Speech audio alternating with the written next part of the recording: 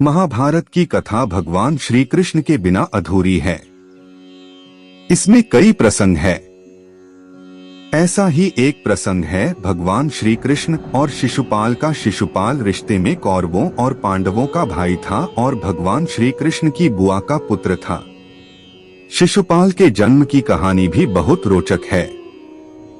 जन्म के समय ऐसा था, शिशुपाल वासुदेव जी की बहन और छेदी के राजा दमघोष का पुत्र था। इस तरह से वह श्री कृष्ण का भाई था। जब शिशुपाल का जन्म हुआ तो वह विचित्र था। जन्म के समय उसकी 3 आंखें और 4 हाथ थे। यह देखकर शिशुपाल के माता पिता बहुत चिंतित हुए। उन्हें लगा कि उनके घर में पुत्र के रूप में कोई राक्षस पैदा हुआ है। इस भय से उन्होंने शिशुपाल को त्यागने का फैसला किया। लेकिन तभी आकाशवाणी हुई कि बच्चे का त्याग न करें। जब सही समय आएगा तो इस बच्चे की अतिरिक्त आंख और हाथ गायब हो जाएंगे। लेकिन इसके साथ ही यह भी आकाशवाणी हुई कि जिस व्यक्ति की गोद में बैठने के बाद इस बच्चे की आंख और हाथ गायब होंगे, वही व्यक्ति इसका वध करेगा। आकाशवाणी से शिशुपाल के माता पिता की चिंता तो चली गई, लेकिन उन्हें उसके वध की चिंता सताने लगी। भगवान श्री कृष्ण ने जब शिशुपाल को गोद में उठाया, समय तेजी से बीतने लगा।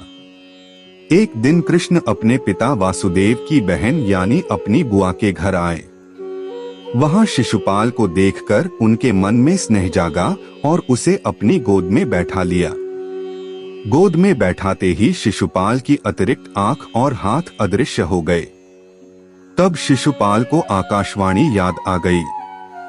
इस घटना के बाद शिशुपाल की माता परेशान हो गईं और उन्होंने भगवान श्री कृष्ण से शिशुपाल का वध न करने का वचन लिया।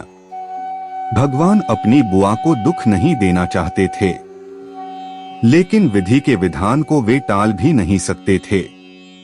इसलिए उन्होंने अपनी बुआ से कहा कि वे शिशुपाल की 100 गलतियों को माफ कर देंगे, लेकिन 101वीं गलती पर उसे दंड देना ही पड़ेगा।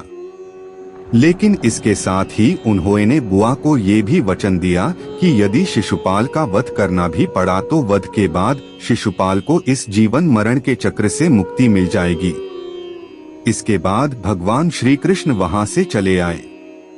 शिशुपाल श्री कृष्ण से इसलिए मानता था शत्रुता। शिशुपाल रुक्मिणी से विवाह करना चाहता था, लेकिन रुक्मिणी भगवान श्री कृष्ण से प्रेम करती थीं और उनसे ही विवाह करना चाहती थीं। लेकिन रुक्मिणी के भाई राजकुमार रुक्मी को रिश्ता मंजूर नहीं था।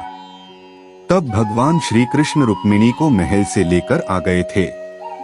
इसी बात से शिशुपाल भगवान श्री कृष्ण से शत्रुता मानता था। राजसूय यज्ञ के दौरान भगवान श्री कृष्ण का किया अपमान जब युधिष्ठिर को युवराज घोषित किया तो राजसूय यज्ञ कराया गया। इस अवसर पर सभी संबंधियों और रिश्तेदारों को बुलाया गया। प्रतापी राजाओं को भी आमंत्रण दिया गया। इस मौके पर वासुदेव, श्री कृष्ण और शिशुपाल आमंत्रित किए गए थे। यहीं पर शिशुपाल का सामना भगवान श्री कृष्ण से होता है। भगवान श्री कृष्ण का युधिष्ठिर ने आदर सत्कार किया। यह बात शिशुपाल को रास नहीं आई और सभी के सामने खड़े होकर इसका विरोध करने लगा। उसका कहना था कि एक मामूली ग्वाले को इतना सम्मान क्यों दिया जा रहा है, जबकि इस अवसर पर कई वरिष्ठी और सम्मानीय जन मौजूद हैं। भगवान श्री कृष्ण शांत मन से पूरे आयोजन को देख रहे थे, लेकिन शिशुपाल उन्हें अपमानित करने लगा और उनके लिए अपशब्दों का प्रयोग करने लगा। भगवान अपने वचन से बंधे हुए थे, इस कारण उसकी गलतियों को सहन करते जा रहे थे। लेकिन जैसे ही शिशुपाल ने 100 अपशब्द पूर्ण किए और 101वां अपशब्द कहा, श्री कृष्ण ने अपने सुदर्शन चक्र को शिशुपाल का वध करने का आदेश दिया। इस प्रकार शिशुपाल की मृत्यु हो गई। वीडियो अच्छी लगी हो तो वीडियो को लाइक और चैनल को सब्सक्राइब जरूर करें।